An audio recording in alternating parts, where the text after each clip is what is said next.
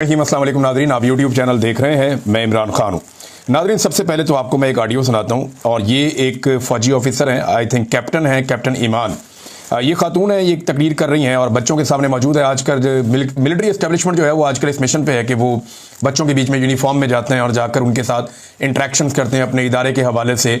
और वो उन्हें ऐसा लगता है कि जो पब्लिक के अंदर एक ओपिनियन बन गई है कि फ़ौज सियासत में किरदार क्यों अदा करती है, फ़ौज जो है वो हुकूमतें क्यों गिराती है, फ़ौज ज़्यादती क्यों करती है और फ़ौजी एस्टेब्लिशमेंट को इन चीज़ों का हिस्सा नहीं होना चाहिए।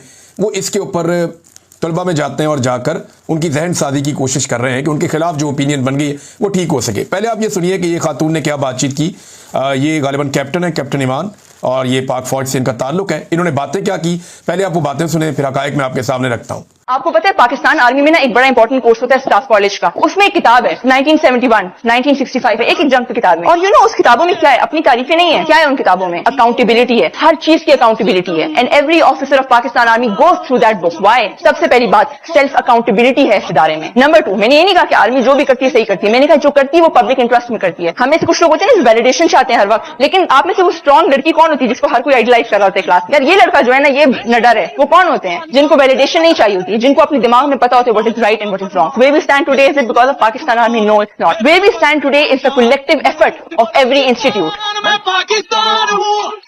Do not ask what your country has done for you. Always seek and ask what you have done for your country. अच्छा जी, इसमें बड़ा ज़बरदस्त पीछे म्यूजिक भी साथ चलाया जा रहा था।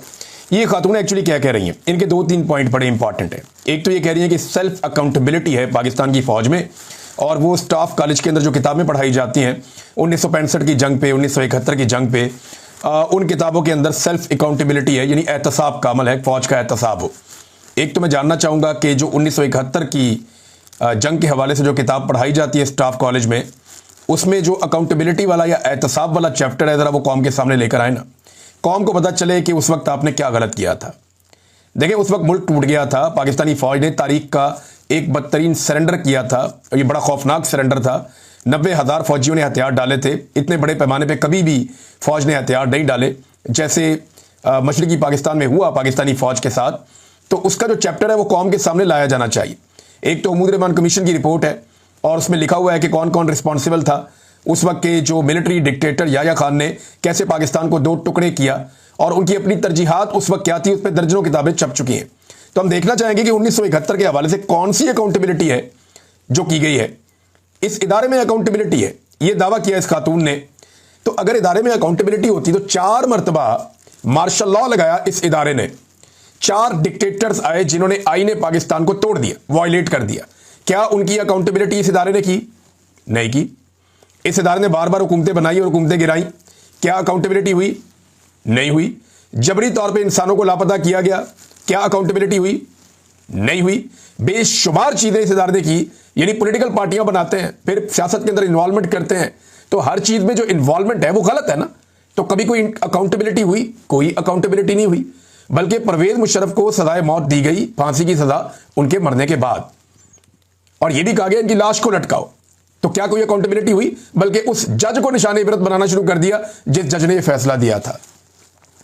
तो सेल्फ अकाउंटेबिलिटी वाली जो कहानी है, इदारे के अंदर कोई अकाउंटेबिलिटी अपने उनके मैकेनिज्म सिस्टम चल रहा है, वहां पे कोई है तो है, लेकिन जो कुछ मिलिट्री एस्टेब्लिशमेंट ने पाकिस्तान के साथ जुल्म और जबर किया है, जिस तरह पाकिस्तान की सियासत को रौंदा है, जिस तरह पाकिस्तान में इंसानी हकूक को तबाह बर्बाद किया है, उसके ऊपर तो आज तक कोई अकाउंटेबिलिटी नहीं हुई।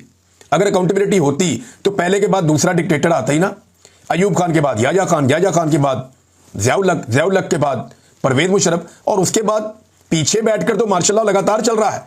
इमरान खान साहब आज के दौर को भी मार्शल लॉ कहते हैं। तो सेल्फ अकाउंटेबिलिटी वाला मामला जो खातून ने कहा, ये माशरत उलूम की किताबों में पढ़ना तो अच्छा लगता है, लेकिन आजकल के बच्चे बेवकूफ़ नहीं है, ये बाशऊर लोग हैं, ये अवेयर्ड हैं हालात से, इन्हें पता है कि क्या हुआ है पाकिस्तान में। ये माशरत उलूम की आपकी किताबों पर और घिसे पटे लेक्चर्स के ऊपर बिलीव नहीं करेंगे, चाहे वो कोई खातून दे, चाहे वो कोई हजरत दें, चाहे जितने मर्जी अच्छे एक्शन के साथ दें, फर्क नहीं पड़ेगा। क्योंकि फर्क पड़ेगा एक्शन के साथ, फर्क पड़ेगा तब जब आप अच्छे तरीके से अपना काम करेंगे, सिर्फ अपना काम। दूसरा इनका जो दावा था वो ये था कि आर्मी जो भी करती है अच्छा बुरा, ये पब्लिक इंटरेस्ट में करती है। आर्मी होती कौन है ये डिसाइड करने वाली कि पब्लिक इंटरेस्ट क्या है? पहला सवाल तो ये है। आपको तो ये इख्तियार ही नहीं दिया हुआ आइन ने कि आप अवामी मफाद का तायुन करें। यानी सिंपल ये है कि खातून ने इतना बड़ा एतराफ़ जुल्म कर दिया कि फौज जो भी करती है वो करती है पब्लिक इंटरेस्ट में। आपको तो किसी ने कहा ही नहीं कि आप पब्लिक इंटरेस्ट में काम करें, आपने तो सिर्फ फॉलो करना है। आप तो एक तनख्वाहदार तबका है ना आपका, आप लोगों को कौम तनख्वाह देती है और आपको सिक्योरिटी की ड्यूटी दी हुई है, तो वहां पे आपको जो जो कहा जाएगा वो ड्यूटी आप करेंगे और आप सिविलियन हुकूमत के अंडर काम करेंगे। जैसे कि कायद-ए-आज़म मोहम्मद अली जिन्ना ने कहा था, आप खुद से कैसे तायुन करने लग गए कि पब्लिक इंटरेस्ट क्या है? आप खुद से कैसे ये फैसले करना शुरू हो गए कि अवामी मफाद में हमने ये करना है, ये करना है, ये करना है? ये जो इलेक्शन चोरी होता है, क्या ये अवामी मफाद में होता है? क्या ये जबरी तौर पे इंसानों को, सहाफ़ियों को, शायरों को लापता किया जाता है? क्या ये कौमी मफाद में होता है? क्या फार्म 47 की जाली हुकूमत जो बनाई गई है ये कौमी मफाद में बनाई गई है? क्या जो मार्शल लॉ लगाए गए हैं ये कौमी मफाद में लगाए गए हैं? इलेक्शन चुराने से लेकर जबरी गुमशुदगियों तक, अदालतों को कंट्रोल करने तक, पार्लियामान के अंदर ऐसी अजीबोगरीब किस्म की आइन साजी करवा के आइन का हुलिया बिगाड़ने तक, क्या ये सारे काम पब्लिक के मफाद में किए गए? पब्लिक इंटरेस्ट, आप फैसला ही नहीं कर सकते, आपके पास आईनी तौर पे ये इख्तियार ही नहीं है कि आप पब्लिक इंटरेस्ट का फैसला करें। ये तो अवामी मुंतखब नुमाइंदे वो ये फैसला करेंगे कि अवामी मफाद में क्या करना है, और वो जो फैसला करेंगे आप बाउंड है कि आपने उस फैसले के ऊपर अमल दरामद करना है, सर फेंक के। आपको पसंद आए या ना आए, आपको अमल दरामद करना पड़ेगा, इसलिए कि आप अपने दिमाग से काम नहीं ले सकते। आईने पाकिस्तान में उसकी गुंजाइश नहीं है कि आप खुद से पब्लिक जो इंटरेस्ट है उसको फैसला करेंगे ये पब्लिक इंटरेस्ट है और वो आप काम करना शुरू कर दें। नहीं, आप नहीं कर सकते। आप अंडर द गवर्नमेंट काम करते हैं, और वो गवर्नमेंट जो लेजिटिमेट हो, वो गवर्नमेंट जिसे अवाम ने मुंतखब किया हो, वो गवर्नमेंट नहीं जिसको आप खुद घसीट के लेकर आए हो। तो बहरहाल ये खातून की बातचीत थी, उन्होंने ये सारा कुछ कहा, और वैलिडेशन नहीं चाहिए, कुछ ऐसे भी होते हैं, क्लैरिटी होती है सोच के अंदर बड़ी। तो एक चीज़ में तो क्लैरिटी है कि ऐसा लगता है मिलिट्री एस्टेब्लिशमेंट को कि उन्होंने ही करना है पाकिस्तान में जो भी करना है, बाकी सारे कीड़े मकोड़े हैं, बाकी सारे गद्दार हैं, सिविलियंस जो है ये फारग है बिल्कुल ही, कोई पाकिस्तान के बारे में अच्छा नहीं है, बस ये कल ही अच्छे हैं। ये सोच के साथ तो मुल्क नहीं चलता ना। आपको कीड़े मकोड़ों को अहमियत देनी पड़ेगी, आपको ब्लडी सिविलियंस को अहमियत देनी पड़ेगी, आपको यह कहना पड़ेगा कि ये लोग हमसे ज्यादा बेहतर हैं, ये समझदार भी हैं, ये मुल्क चला भी लेंगे, ये फैसले करेंगे, हम फैसलों के ऊपर अमल दरामद करेंगे, फिर तो आपका इंस्टीट्यूशन आइन और कानून के मुताबिक चलेगा। मतलब ये खातून ऑफिसर हैं, इन्होंने जो बातें की इसके ऊपर इस किस्म का रिएक्शन, इससे बहुत सख्त रिएक्शन आ रहा है पब्लिक का। पता नहीं आइडियाज कौन देता है कि लाके खातून को अब खड़ा कर दिया है और उन्हें कह रहे हैं जी कि आप एक लेक्चर दे दें तलबा को, और वो लेक्चर के मखसूस हिस्से निकाल के उस पर म्यूजिक चाड़ के उसको जनाब पब्लिक भी कर दिया। तो क्या लोग बिलीव करेंगे कि मिलिट्री के अंदर ये जो है वो सेल्फ अकाउंटेबिलिटी है? चारों में से एक डिक्टेटर की अकाउंटेबिलिटी की होती तो लोग मान लेते। पब्लिक इंटरेस्ट में आप काम करते हैं, ये आपको इख्तियार ही नहीं दिया हुआ। बहरहाल आगे चलते हैं। ख्वाजा आसिफ और राना सनाउल्लाह साहब ये दो मिशन पे काम कर रहे हैं, और ये सारी गवर्नमेंट इस मिशन पे काम कर रही है। ये लोग जरा फ्रंट फुट पे आए हुए हैं। एक ये बताना चाह रहे हैं कि हुकूमत हम नहीं चला रहे, हुकूमत फौज चला रही है, और हमें फिलहाल इसमें कोई एतराज़ नहीं है। वो बार बार ये कहते हैं जनाब ये हाइब्रिड सिस्टम है और ये चल रहा है, हमें इस पर कोई एतराज़ नहीं है, फौज हमारे साथ मिलकर हुकूमत चला रही है, सियासत में मुदाखलत कर रही है, और जो कुछ भी इमरान खान के साथ या पीटीआई के साथ हो रहा है हमारा नहीं, फौज का किरदार है। एक तो ये दोनों बड़ी क्लैरिटी के साथ ये बातें बता रहे हैं, लेकिन अल्फाज का चुनाव बड़ा मोहतात कर रहे हैं। मैसेज यही दे रहे हैं ये भी, इनके लोग भी, इनसे ताल्लुक रखने वाले सहाफ़ी भी, कि एक्चुअली इमरान खान साहब का फड्डा पॉलिटिकल पार्टी से नहीं है, एस्टेब्लिशमेंट के साथ है, और जो हो रहा है वो एस्टेब्लिशमेंट कर रही है। पाकिस्तान आज जिस भी नाकामी का जो है सामना कर रहा है वो एस्टेब्लिशमेंट की वजह से हो रहा है। जो कुछ भी इस मुल्क में हो रहा है उसके लिए जिम्मेदार एस्टेब्लिशमेंट है। ये दोनों लोग जो हैं वो एक तो ये बात साबित कर रहे हैं, और दूसरा हैरत अंगेज तौर पर ये इस वक्त हुकूमत के वज़रा हैं दोनों, और दोनों बड़े इंपॉर्टेंट लोग हैं। ये हैरत अंगेज तौर पर जिस वक्त रोज़ाना की बुनियाद पर फ़लस्तीन में, गज़ा में 100 के करीब शहादतें हो रही हैं और ब्रूटली शहीद किया जा रहा है वहाँ पे इसराइल की जानिब से, उनकी फोर्सेस की जानिब से निहत्ते फ़लस्तीनियों को, तो वहाँ कत्लेआम हो रहा है। बल्कि जो इमदादी कारकुन हैं उनका भी कत्लेआम हुआ है। आप इंटरनेशनल न्यूज़ अभी उठाएं, कोई भी एक खोल लें, कोई भी अरब न्यूज़ चैनल खोल लें, तुर्की से आप चले जाएं, कहीं और आप यूरोपियन खोल लें, तो आपको पता चल जाएगा हक़ाइक़ क्या है कि बड़ी तादाद में जो इमदादी कारकुन वहाँ पर मौजूद हैं, जो मुख्तलिफ मुल्कों से भी आते हैं, वो भी शहीद कर दिए जाते हैं, और ये सिलसिला भी जारी है। अब जब वहाँ पे कत्लेआम हो रहा है, उस वक्त में उस कत्लेआम पे बात करने की बजाय राना सनाउल्लाह और ख्वाजा आसिफ अब्राहम अकॉर्ड के ऊपर बात कर रहे हैं। क्या ये टाइम है अब्राहम अकॉर्ड के ऊपर बात करने का, जिस वक्त फ़लस्तीनियों का खून बह रहा है? यानी ये इसके ऊपर बात तो तब होगी ना जब कोई वहाँ पे सोल्यूशन आ जाएगा, दुनिया बैठ जाएगी, कोई मामला हो जाएगा। ये वक्त से पहले इसके ऊपर क्यों बात कर रहे हैं, ये सोचने वाली बात है। या तो ये ज़हनी तौर पर खुद तैयार हैं और कौम को तैयार कर रहे हैं कि ज़हनी तौर पे तैयार रहे, इसराइल को पाकिस्तान तस्लीम करने जा रहा है, या फिर ये पाकिस्तान को एक नई डिबेट के अंदर बिला वजह घसीटना चाहते हैं, जो गैर ज़रूरी है। मेरे ख्याल में इस वक्त इन चीज़ों को छोड़ दिया जाना चाहिए और फोकस करना चाहिए कि फ़लस्तीन के अंदर गाजा के अंदर अमन कायम हो जाए और फलस्तीनियों को उनका राइट मिले जो वो चाहते हैं। ये बहुत दूर की बात है, लेकिन अभी इन बातों को छेड़ने का मकसद कोई समझ नहीं आ रहा, जानबूझ के इन चीजों को छेड़ा जा रहा है। हालांकि जनरल बाजवा ये फैसला कर चुके थे, वो ये फैसला कर चुके थे कि पाकिस्तान इसराइल को तस्लीम करने वाली साइड पे जाएगा, और वो ये बातें सहाफियों के साथ, लोगों के साथ करते भी थे। इमरान खान साहब ने इस बात को माइंड किया था। अब इमरान खान साहब के साथ जो हो रहा है वो आपके सामने है। नाज़रीन, एक स्कैंडल है मेरे पास, और ये एक बड़ा स्कैंडल है। ये तकरीबन 3 स्कैंडल्स की एक सीरीज है जो मैं आपके सामने रखूंगा, और ये स्कैंडल सबसे पहले मैं आपके सामने रखने जा रहा हूं।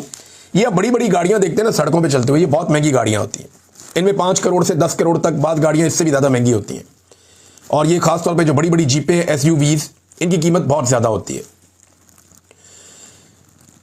जिस गाड़ी के ऊपर एक्साइज का नंबर नहीं होता ना, वो पकड़ी जाती है।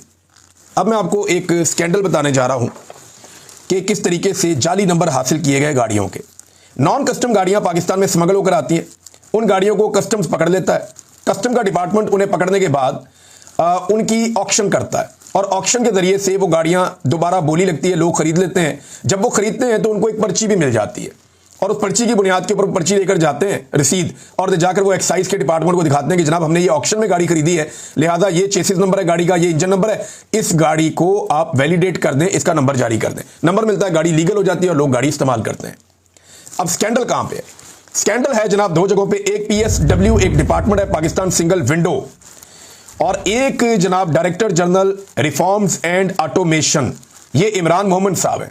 जरा इमरान मोहम्मद साहब से पूछा जाए और उनसे इंक्वायरी की जाए तो सारा का सारा मामला खुल जाएगा।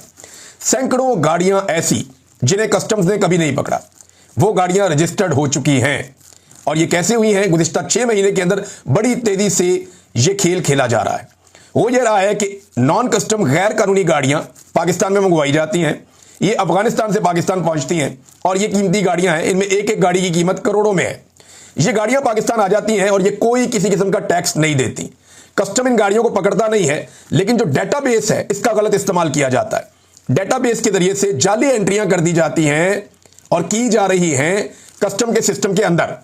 अच्छा, जिस ऑफिसर का वो आईडी है ना, उसको भी नहीं बातों पता होता कि उसके आईडी को इस्तेमाल करते हुए खोला गया है, और डेटाबेस इस्तेमाल करने वालों ने पीछे से, जो पाकिस्तान सिंगल विंडो वाले हैं, उन्होंने मिल मिला करके director general reforms and automation का जो इमरान मोहम्मद साहब का सिस्टम है, उसके साथ ये करते ये है कि ये चुप करके उसके अंदर एंट्री डाल देते हैं और गैर कानूनी गाड़ी को लीगल करके एक पर्ची जारी कर देते हैं। किसी को कानो कान खबर नहीं होती।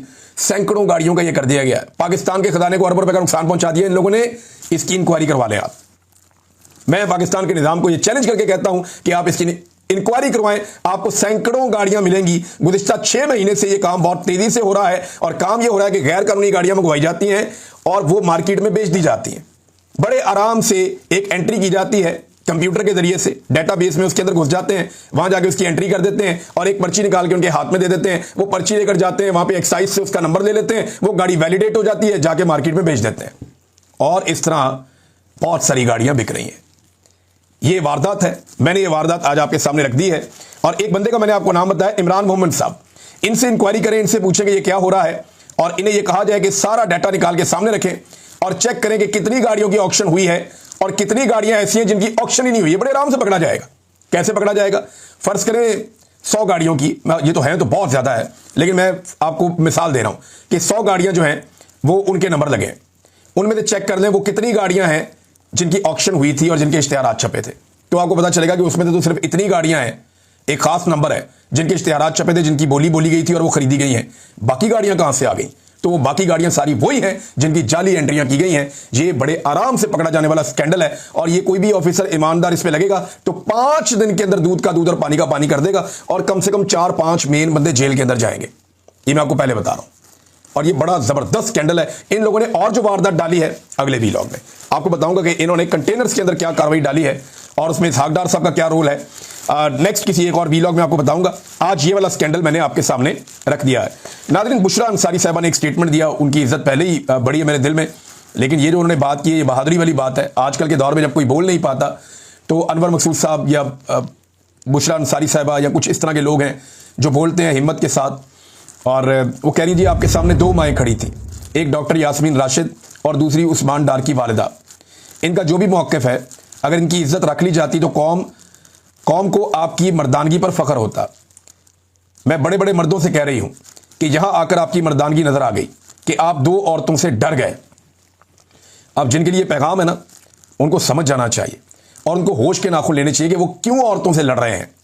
एक ऐसे आदमी के लिए जो सिर्फ अपने मफाद को देखता है, मैं नवाज शरीफ की बात कर रहा हूं, एक ऐसे आदमी के लिए जो रोजाना ये साबित करने लग जाता है कि फौज का सियासत में किरदार है, हालांकि आप रोज कहते हैं जनाब कोई नहीं है, जो बारीक वारदात डाल रहा है। इनके लिए आपने दो बेवा खवातीन को, एक बेवा खातून है, एक इतनी बुजुर्ग खातून है, ऐसी खवातीन को आपने जुल्म और तशद्दुद का निशाना बनाया, उनको जेलों के अंदर रखा, उन्हें जो है वो तकलीफ का निशाना बनाया। तो यहां पे कह रही हैं बुशरा अंसारी साहबा कि आपकी मर्दानगी नजर आ गई। अब नाज़रीन, जबरान इलियास साहब ने इमरान खान साहब के हवाले से जो इंकशाफात किए हैं, ये मैं आपके सामने रख देता हूं। इमरान खान साहब के करीबी साथी हैं, सोशल मीडिया हैंडल करते हैं, पाकिस्तान से बाहर मौजूद हैं। वो ये कहते हैं कि फौरी तौर पे तवज्जो दी जानी चाहिए। पाकिस्तान में फौजी हमायत याफ्ता हुकूमत इमरान खान के जेल में हकूक और इंसानी हकूक की संगीन खिलाफवर्जी कर रही है। साबिक वज़ीर-ए-आज़म पर किए जाने वाले इस जुल्म की शदीद मजम्मत की जानी चाहिए। नंबर 1, इमरान खान को 22 से 23 घंटे तन्हाई में रखा जा रहा है। नंबर 2, उनका वजन तेजी से और खतरनाक हद तक कम हो गया है। नंबर 3, उनके साथी डॉक्टरों को मुलाकात की इजाजत नहीं है और वो अपने बेटों से बाकायदगी से बात नहीं कर पाते। नंबर 4, उनकी मर्जी के मुताबिक किताबें भी उन्हें फराहम नहीं की जा रही। ये वो चीज़ें हैं जो इमरान खान साहब को इस वक्त तकलीफ दी जा रही है। इसके हवाले से जबरान इलियास साहब ने यह स्टेटमेंट जारी किया है। नाज़रीन, पाकिस्तान में हैरत अंगेज तौर पे कुछ ऐसी चीज़ों की कीमतें कम हुई हैं जिन्हें अमीर लोग इस्तेमाल करते हैं। यानी ये जो बजट आया है, इसमें अमीरों के इस्तेमाल की चीज़ें कम हुई हैं, उनकी कीमतें कम हुई हैं। जैसा कि SUVs की बड़ी बड़ी गाड़ियाँ हैं, उनकी कीमतें कम हो गई। जो कीमती कुत्ते और बिल्लियाँ लोगों ने रखे होते हैं, उनका जो गैर मुल्की खाना आता है, उनकी कीमतें कम हो गई। गैर मुल्की पनीर जो आता है, उसकी कीमत कम हो गई। मछली, चिकन, चश्मे, ऐसी सैकड़ों चीज़ें जो बैरून मुल्क से पाकिस्तान में आती हैं, उन पे ड्यूटियाँ कम की गई हैं ताकि अमीर आदमी के लिए थोड़ी सहूलत पैदा हो जाए, जो अलीट क्लास है उसे सहूलत मिल जाए। जबकि गरीब के इस्तेमाल वाला घी, चीनी, तेल, ये बदस्तूर महंगे हैं और महंगे रहेंगे। इनके ऊपर किसी किस्म की ना सब्सिडी दी गई है, ना इनके ऊपर किसी किस्म की सहूलत दी गई है। ये चीज़ें पहले भी महंगी थी, ये चीज़ें अब भी महंगी हैं। नाज़रीन, खैबर पख्तूनख्वा की जो एक इकट्ठ हुआ खैबर पख्तूनख्वा में पाकिस्तान तहरीक इंसाफ का, खैबर पख्तूनख्वा ने एक्चुअली उसकी सदारत की है। अली अमीन गंडापुर साहब वहाँ मौजूद थे, सलमान अकरम राजा साहब मौजूद थे, बैरिस्टर गौर साहब मौजूद थे और मेज़बानी अली अमीन गंडापुर के पास थी। तो यहाँ पे बहुत सारे लोगों ने बहुत सारी इख्तलाफी बातें की हैं और अपनी अपनी भड़ास निकाली है। कई लोगों ने कहा जी पंजाब नहीं निकलता, पंजाब वालों ने कहा जी हमारे ऊपर जुल्म और फस्तागियत इतनी है कि आप सोच भी नहीं सकते। कई लोगों ने कहा जी हमें गद्दार क्यों कहा जाता है। उन्होंने कहा जी अब देखिए, ये खैबर पख्तूनख्वा की हुकूमत की चंद गलत पॉलिसीज़ की वजह से बहुत सारे लोग निशाना बने। ऐसे लोग भी जो इमरान खान के लिए बड़ी कुर्बानियाँ दे चुके हैं, वो बेचारों को निशाना बनाया गया, वो भी अपने गिले और शिकवे कर रहे थे। शाहिद खटक ने बड़ी खुलकर बात की, उन्होंने बैरिस्टर गौर पे भी तनकीद की, उन्होंने सलमान अकरम राजा साहब पे भी, और उसके अलावा उन्होंने अली अमीन गंडापुर साहब पे भी तनकीद की कि हम किसी से ना लेकर खाते हैं ना कोई और मामला। इमरान खान की रिहाई का हमें लायामल दें, हमें बताएं करना क्या है, अडियाला जाना है, क्या करना है, कोई हिकमत अमली तो बनाए।